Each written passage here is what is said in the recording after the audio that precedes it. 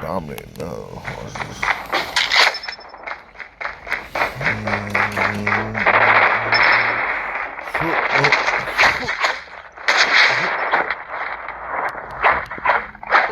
Move. You see that 3?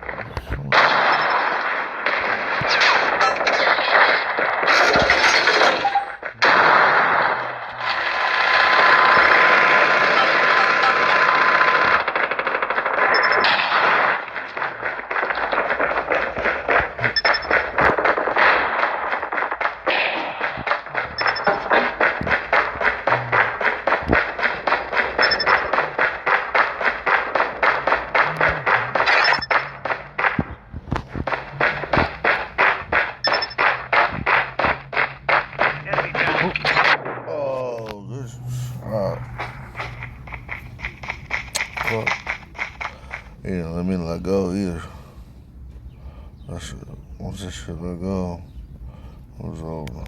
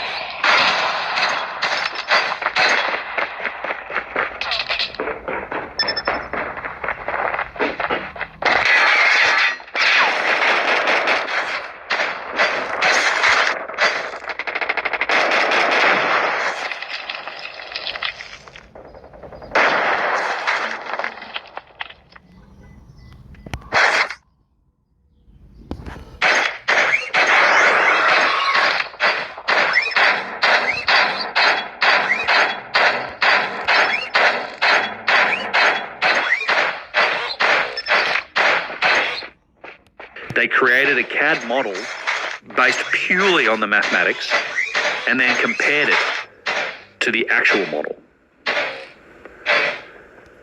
And it was within this level of tolerance. Like, this is amazing. Like, this is amazing. So one of the patterns that they came up with was something called, and this is like when they reverse engineered it to find the mass, they found something that they're calling the radial transversal pattern, right?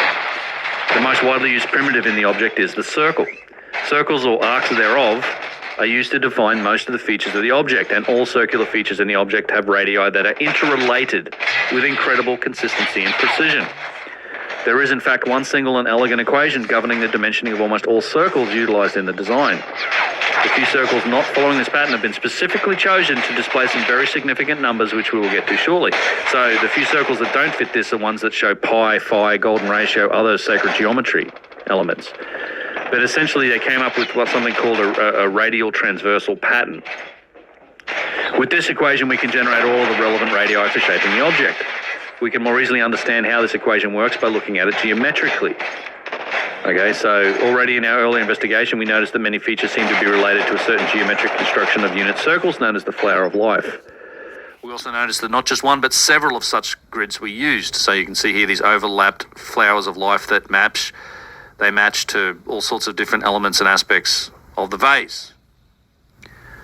So essentially he goes into some of the proof of this here, right, showing you some of the maths behind it, which we don't need to get into. By the continuation of this pattern, we can arrive at the Rn equals this. This is the radial transversal function, and thus the radii used in the object can be created. So now you have this number of circles, so R4, R3, right down to R minus whatever, right? Since this pattern is used extensively in the object, we will refer to the radial transversal function as Rn in the rest of this article. With this elegant construction, we can account for the majority of the circular features in the object. All of the circles created with this function map to the actual radii of the features of the object with incredible precision. So then he talks about the deviation. You're talking about, 70 micrometers maximum.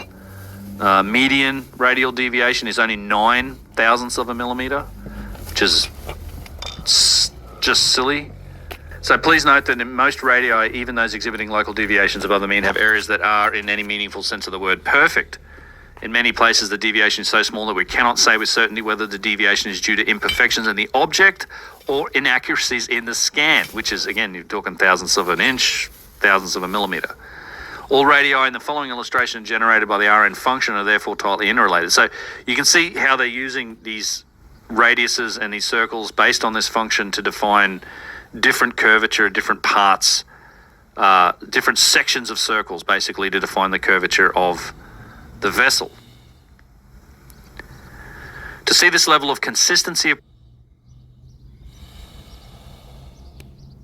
precision across just 2 or 3 different radii created from a purely mathematical function would be astonishing. To see it completely consistently to microscopic precision across 12 different radii, measuring from just 1.1 millimeters, so the smallest circle in that radial transversal model, the smallest diameter or the smallest radius of one of those circles is 1.1 millimeters. Up to the largest of 42.2 millimeters in a granite artifact is more or less unfathomable. So that's mind-boggling, that you have curves in this structure that are defined by sections of a circle that fit that radial transversal algorithm that are so small that the diameter of the circle is only 1.1 millimeters. Like, this is, this big, tiny. That's pretty ridiculous. So you have the 1 radian arc also. So the 1 radian arc is also, so as a unit, is kind of defined with a number of in a number of places on the vessel. So it's not just, they're not just this radial transversal function, they're also using and showing their understanding of a radian by defining it with, say, these straight lines here. You get a 1 radian arc. You get incorporation of pi and phi in these circles here.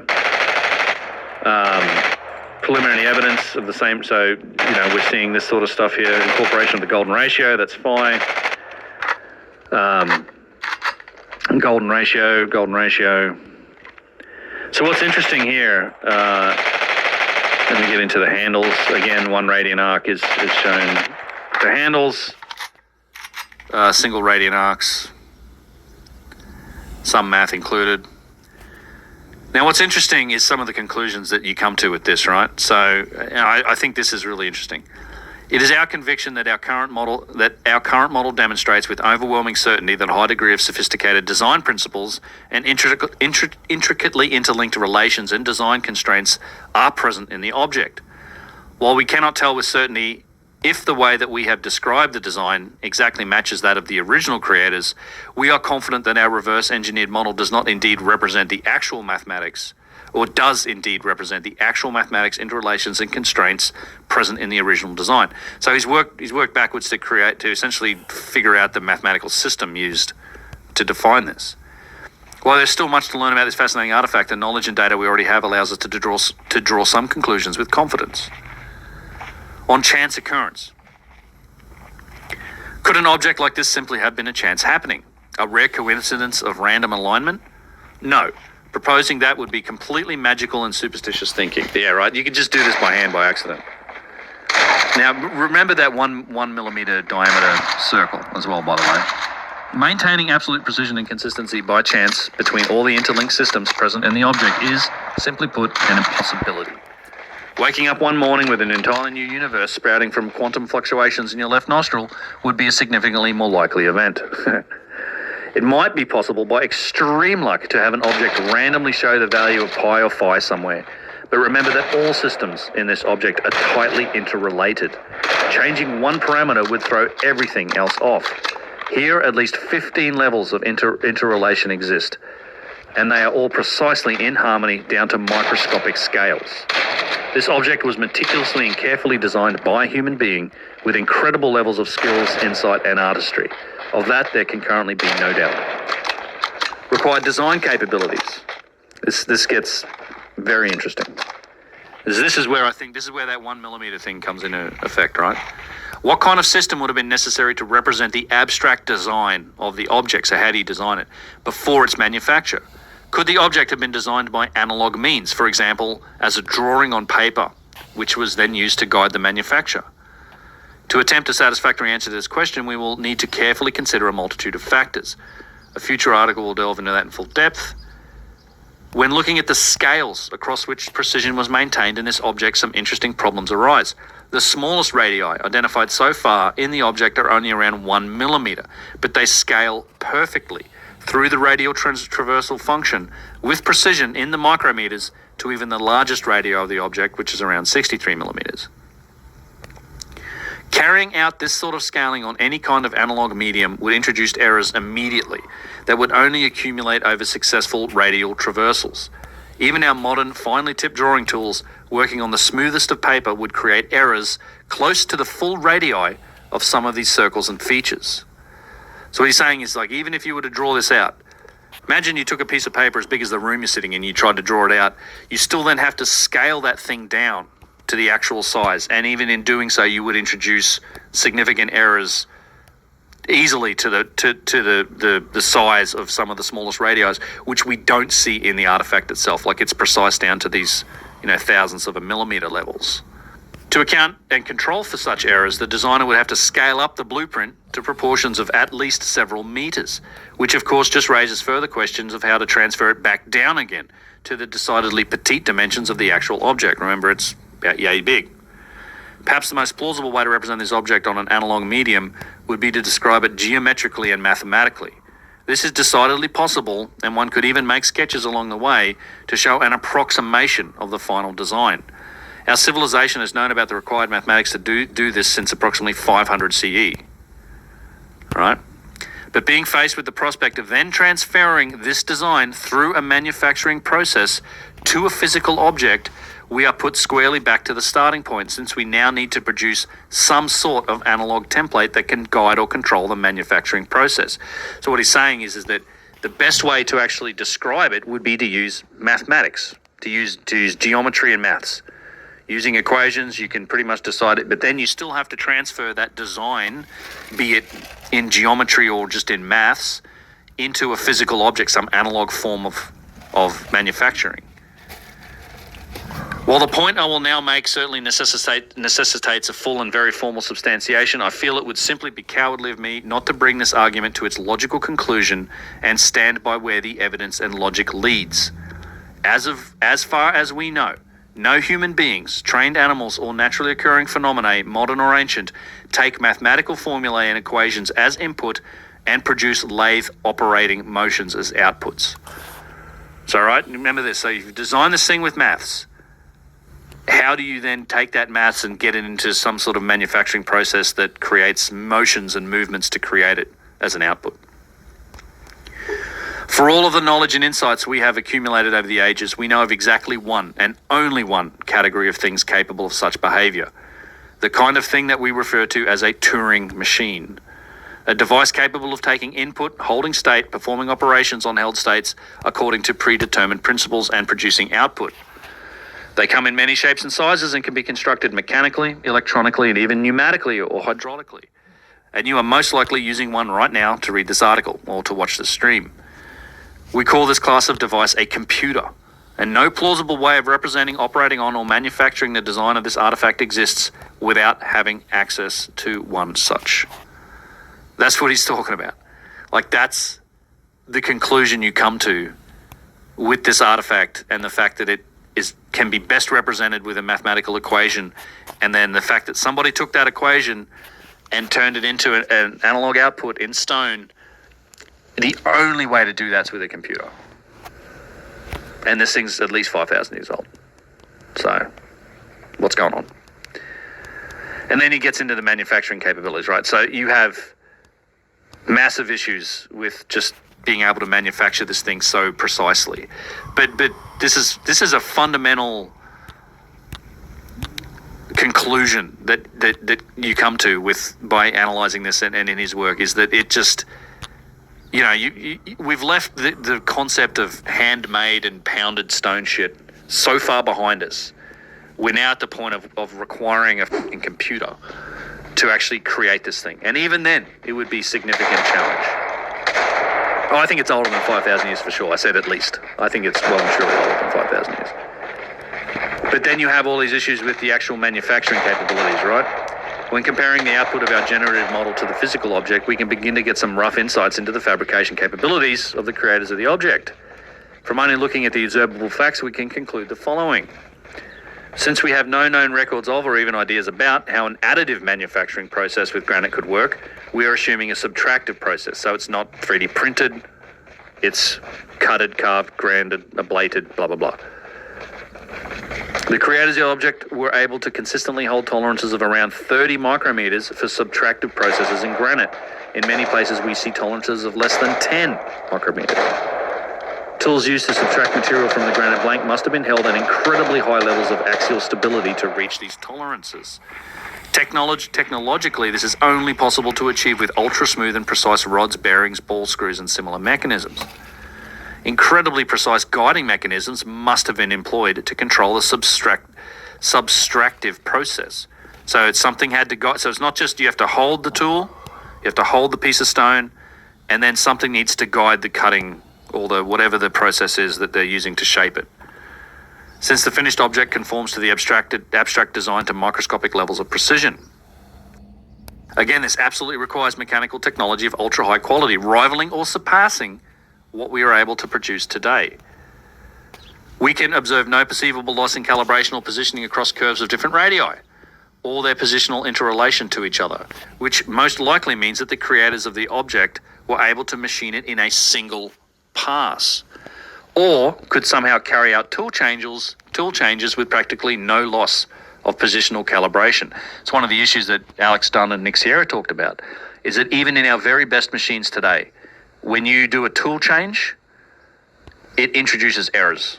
It's unavoidable. It's a consequence of using the systems that we use today, and we just don't see that in this. So either this was made in one pass, or they had a system that was better than ours in terms of handling tool changes and not losing, whatever he called positional calibration. The placement of the exterior features of the object and the maintenance of precision across the areas between the handles means that a simple rotational process would have been insufficient to produce the geometry we see. One pass with the handles. Well, and then this last statement is basically saying that a simple rotational process would have been insufficient to produce the geometry. Basically saying this can't have been made on a simple lathe. The most simple manufacturing process we have been able to come up with for the object would require 5 axes of freedom in the system guiding the subtractive tools, a 5-axis mill, basically. So, conclusions in summary, the object was fabricated on a highly sophisticated subtractive manufacturing system from a solid piece of granite. The manufacturing system would require, at the very least, sophisticated mechanical technology and high-precision components. The manufacturing system would necessarily have been guided by an automated control system, which could read the designer's input and produce the required motions as output. that a Turing machine of considerable sophistication would most likely have been employed to create and operate on the design and to finally transfer it to the manufacturing system. This is significant. Like this is, you have to understand what is being said here, and it's backed up by data. Like anyone that has the background and knowledge like this, like Mark does as a cryptographer, a mathematician, and a machinist, because he works with 5-axis mills as well. We're basically saying that this thing represents proof that it had to have been made with a very sophisticated manufacturing process, and it had to have been designed, and then had its design transferred to the manufacturing system using a computer. Right? We're a long way from rubbing on rock with sand and water, and hammering on it with flint chisels.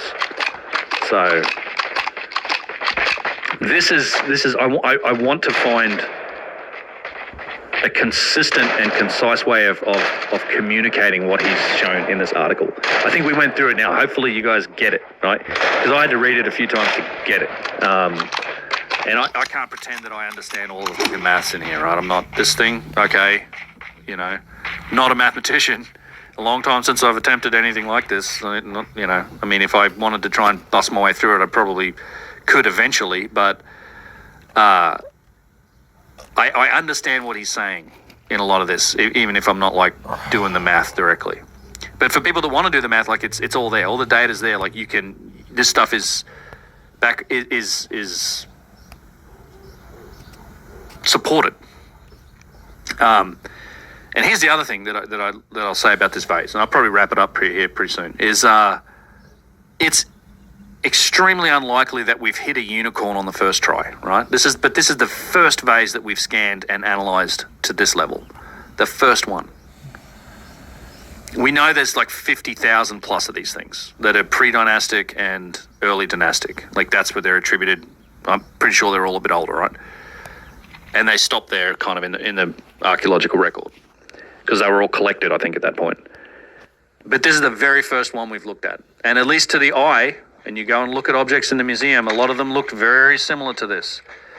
A lot of them seem to have similar proportions, similar precision. There's the more rounded shape, and then there's this shape. You see vases in two different shapes.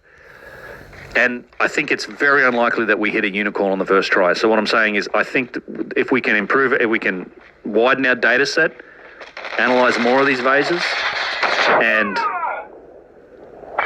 show that there's, I think it becomes very difficult to argue, because the only argument people have ever made about this vase is like provenance, saying that, it's a replica, somebody made this.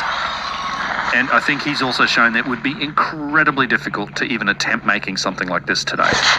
And we're not even sure we could do it to the level of precision that's shown in this vase today. It may surpass even our capabilities to make in granite. I don't think it's possible to overemphasize just how remarkable these results, or the vase itself, truly are. Not only are we looking at something that is a true masterpiece of machining, carved from solid granite with utter precision down to the micrometer, something that would present a true challenge to replicate even today, but it's also not simply just a vase. I could only speculate as to its true intended purpose. Perhaps it was functional or has undiscovered attributes. Perhaps it was part of something larger. Or perhaps it was truly an expression of artistic capability and a mastery of mathematics and geometry. An unavoidable elephant in the room conclusion of this study is that the most efficient way to design the vase is via mathematics, and the only way known to our civilization to transfer such a design into analog output in a manufacturing system is via a computer, and a fairly sophisticated one at that. Even if it were designed on paper, the minute features like curves from circles with a 1 millimeter or less radius, circles that fit the radial traversal pattern and are expressed with utter precision in the real granite of the real object, make such an exercise impossible without the aid of a computer. Perhaps it goes without saying, but we've left the very concept of achieving this via handwork with primitive tools far, far behind. The precision of relative geometry is one thing, but the sheer level of mathematical interrelation between the base circle sections comprising components of the vase and the expression of pi and the golden ratio in the object could only have been achieved by a very sophisticated mechanism guiding whatever was actually cutting the stone. Note also that unless this ancient machining system had a superior methodology for handling tool changes than our very best machines do, then it was most likely created in a single pass. We're talking about a 5-axis mill with utterly remarkable stability and precision, able to shape one of the most difficult materials on the planet. I also want to briefly mention the concept of what's called sacred geometry by many who are familiar with it, as shown in the artifact, with the repeated flower of life grids or the appearance of pi and phi. This category is not some crystal hippie woo, as I've seen some disreputable skeptics of this work try to frame it, but is rather exactly as described.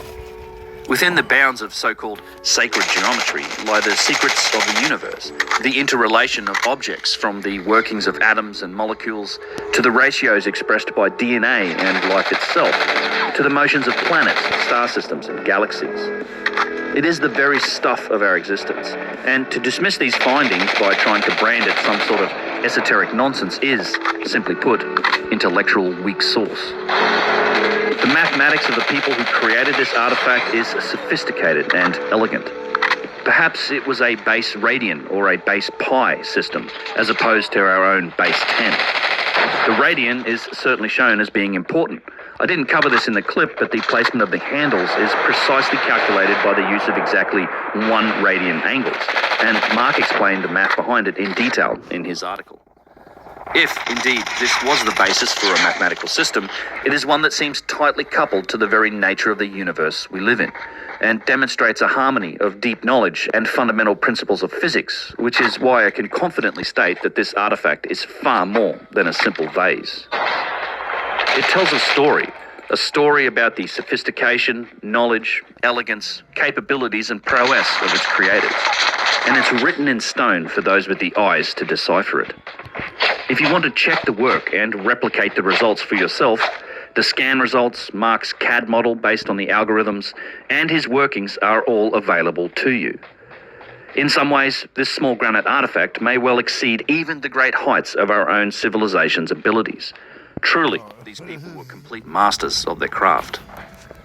One analogy put to me by Nick Sierra while discussing this article on the phone struck me as apt. In some ways, the vase is similar to the golden record fixed to the side of the Voyager spacecraft, launched in 1977 and today still hurtling away from Earth in interstellar space. On the side of it is a golden record, with pictures and mathematics depicting our species, our technology, capability, and location. It even uses electroplated uranium-238 with its steady radioactive decay as a launch clock. Analysis of the vase is revealing similar secrets about its creators, and who knows what there is yet to find.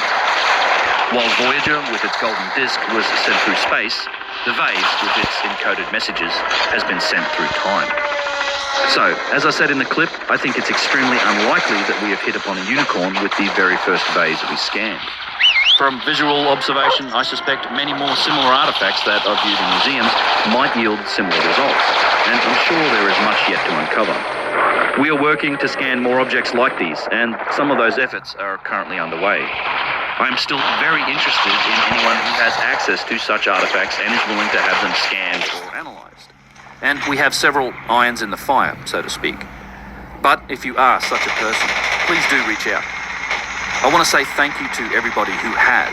I've had many responses from private collectors, from people in laboratories with scanning equipment, from machinists or other people volunteering their time. I've just returned from a month of travels, and my apologies as I haven't been able to respond to everyone. But I will be, as I'm currently collating all of the offers and trying to put some more structure behind this effort, so please do bear with me. I'll be talking about this project and the vase in more detail at the upcoming Cosmic Summit event held in Asheville, North Carolina next month, June 17 and 18. In-person tickets to the event are still available, and we'll also be live streaming all the content if you're interested in checking it out but can't be there in person.